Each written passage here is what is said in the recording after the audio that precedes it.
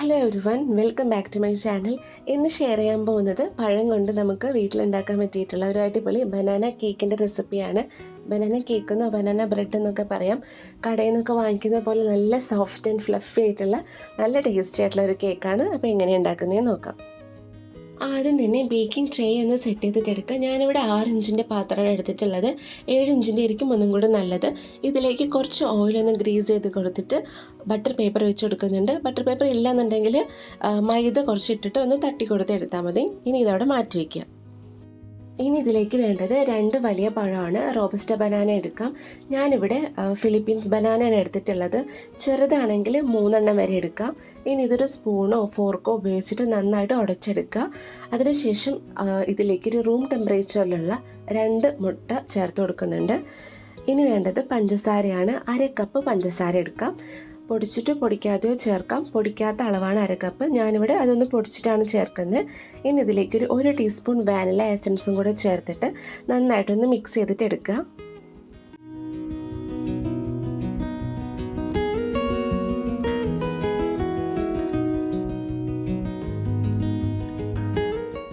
ഇനി ഇതിലേക്ക് 1/4 cup sunflower ഓയിലോ അല്ലെങ്കിൽ മെൽറ്റഡ് ബട്ടറോ ഒഴിച്ചു കൊടുക്കാം. ഇനി ഇതെല്ലാം കൂടെ നന്നായിട്ട് മിക്സ് ചെയ്തിട്ട് എടുക്കുക.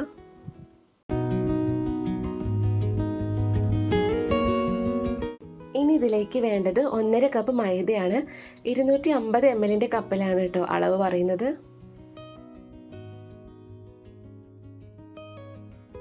ഇനി ഇതിലേക്ക് 1 ടീസ്പൂൺ ബേക്കിംഗ് പൗഡറും 1/2 ടീസ്പൂൺ ബേക്കിംഗ് സോഡയും കൂടെ ചേർത്തിട്ട് പതുക്കെ ഒന്ന് മിക്സ് ചെയ്തിട്ട് ഒരു സ്മൂത്ത് ബാറ്റർ ആക്കിയിട്ട് എടുക്കുക.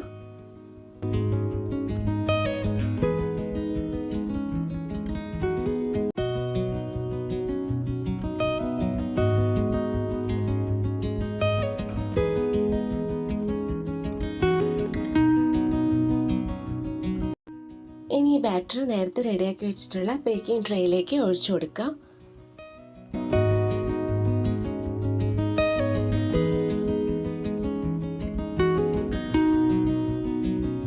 ഇനി ഇതൊന്ന് തട്ടി കൊടുക്കുക.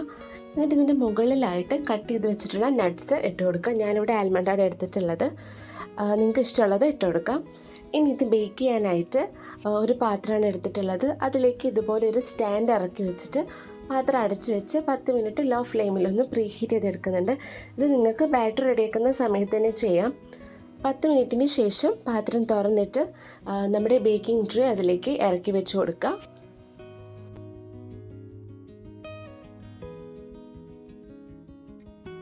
ഇനി ഈ പാത്രം അടച്ചു വയ്ക്കുക. ലിഡിൽ എന്തെങ്കിലും ഹോൾസൊക്കെ ഉണ്ടെങ്കിൽ അതൊന്ന് കവർ ചെയ്ത് കൊടുക്കുക.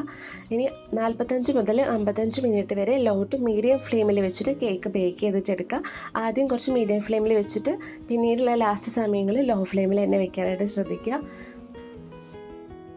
50 മിനിറ്റാണ് എനിക്ക് കേക്ക് ബേക്ക് ചെയ്യാനായത്. നിങ്ങൾ ഒരു സ്റ്റിക്ക് വെച്ചിട്ട് അതൊന്ന് കുത്തി നോക്കി നോക്കുക. കേക്കിൻ്റെ സെൻറ്റർ ഭാഗമായിരിക്കും വേവാനായിട്ട് കുറച്ചുകൂടി സമയം എടുക്കുക. അപ്പോൾ അതൊന്ന് കുത്തി നോക്കിയിട്ട് സ്റ്റിക്കിലൊന്നും ഒട്ടുപിടിക്കുന്നില്ല എന്നുണ്ടെങ്കിൽ കേക്ക് ബേക്കായിട്ടുണ്ടായിരിക്കും.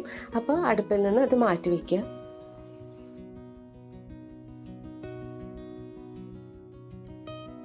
കേക്കിൻ്റെ ചൂടൊക്കെ മുഴുവനായിട്ട് മാറിക്കഴിഞ്ഞാൽ അത് ബേക്കിംഗ് ട്രേയിൽ നിന്ന് സെപ്പറേറ്റ് ചെയ്തിട്ട് എടുക്കുക.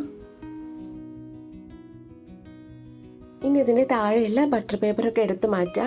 കേക്ക് നന്നായിട്ട് നല്ല ഫ്ലഫി ആയിട്ട് ബേക്കായിട്ട് വന്നിട്ടുണ്ട്. ഇനി ഇത് നിങ്ങളുടെ ഇഷ്ടത്തിനനുസരിച്ചിട്ട് കട്ട് ചെയ്തിട്ട് കഴിക്കാം. 2 ദിവസത്തിൽ കൂടുതൽ പുറത്ത് വെക്കാതിരിക്കുകയാണ് നല്ലത്. പഴമൊക്കെ ഇട്ടതുകൊണ്ട് തന്നെ ചിലപ്പോൾ കേട് വരാനുള്ള സാധ്യതയുണ്ട്. അപ്പോൾ ഫ്രിഡ്ജിൽ വെക്കുകയാണെങ്കിൽ കുറച്ച് കൂടുതൽ ദിവസം വരെ ഇരിക്കും.